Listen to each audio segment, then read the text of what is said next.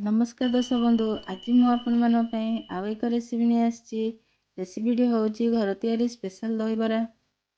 मु सस्मिता आपण मानक स्वागत करछि मो यूट्यूब चैनल सस्मिता कुक्सपॉट को। मो वीडियोटी भल लगे लाइक करेंगे, शेयर करेंगे और निज परिवार सांगसाथी मध्य शेयर करेंगे। मो वीडियोटी केमती लगिला कमेंट माध्यम निश्चित जनइबे और सब्सक्राइब करने जमारू भूलिबे नहीं। आसंतु वीडियोटी स्टार्ट करिबा। प्रथमे मु 400 ग्राम बिरी नहीं और ताको पानी रे बतुरवा पई 2 घंटा पूर्व छाड़ देइथिले। देखंतु भल भाव बिरी बतुरी जाइछि। एबे ताको गोटे ग्राइंडर रे नहीं अल्प अल्प रखिकी ताको ग्राइंडिंग करि नबा।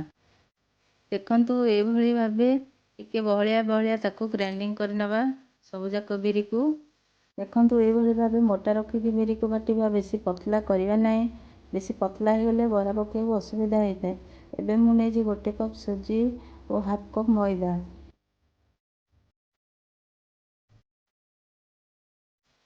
देखंतु ए भली भाबे हमें बिरी सुजी और मैदा को भल भाबरे गोळे नबा।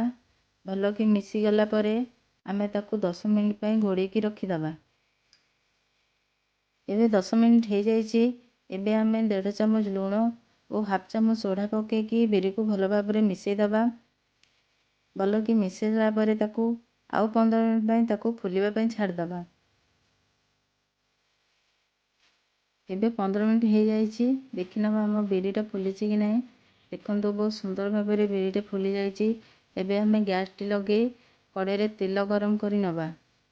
देखंतु एबे हम तेलटी गरम हो जाइछि। एबे ए भली भाबरे हमें गोटे गोटे करी बरा को पकई नबा। ए भली भाबरे गोटे गोटे करी बराटा को तेल रे छाणी दबा। ए भली भाबे हमें बरा को छाणीबा अल्प अल्प पकेकी।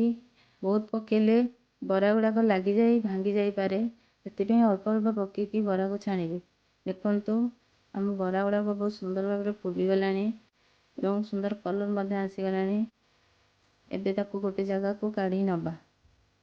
एही भली भाबे हमें बरा को अल्प अल्प करी छाणी नबा।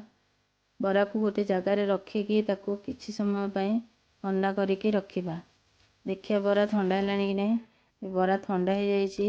एबे ता गोटे जगह रे हमें पानी रखितबा। से पानी रे बरा गुड़े को पकई दबा।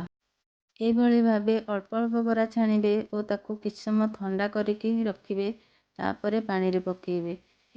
बराटा छाणला परे किछि समय ठंडा करी पानी रे पकेले बराटा बहुत स्मूथ होता है और टेस्टी मध्य होता है। एबे गोटे बड़ा जगह नहीं जेबा और बरा गुड़ी को अल्प अल्प करी सबू पानी रू काढ़ी की रखिबा। ए भली भाबे हमें गोटे बड़ जगह रे सब बरा को काढ़ी रखिले। तापरे मु 2 कप दही नहीं थिली। से 2 कप दही को मु भल भाबरे बरा रे पकेई देली। भल भाबरे मिसई देबे बरा गुड़ा जेमती सब मिसी जीवो। एबे मु नेथिले गोटे प्रकार चटुनी। से चटुनीटी होउची पुदीना पत्र, आंब कषिया अदा और कंचा लंका। ताकू मु भल भाबरे ग्राइंडिंग कर देथिली। एबे गोटे कड़े ने 3 चम्मच तेल पके ताकू भल भाबरे गरम कर नबा। तेलटी गरम होला परे 1/2 चम्मच सोरिष पके फुटई नबा और 4टी लंका को मध्य भाजी नबा। लंकाटा भाजी हो जाइछि। एबे मु किछि भुसंग पत्र भाजी नेली। भुसंग पत्रटी भाजी जाइछि। एबे मु आउ गोटे कप दही को पानी रे गोळी की रखिछि। ताकू हमें बघार नबा। देखंतु बहुत सुंदर भाबरे बघार हो जाइछि। एबे मु गोटे चम्मच लूण पके भल भाबरे गोळई नेली। एबे हमर दहीटा भल भाबरे गोळी हो जाइछि। एबे हमें ताकू हमें बरा रे नेकी छुंको देई दबा। देखंतु एबे हमर घर तैयारी स्पेशल दही बराटा रेडी हो जाइछि।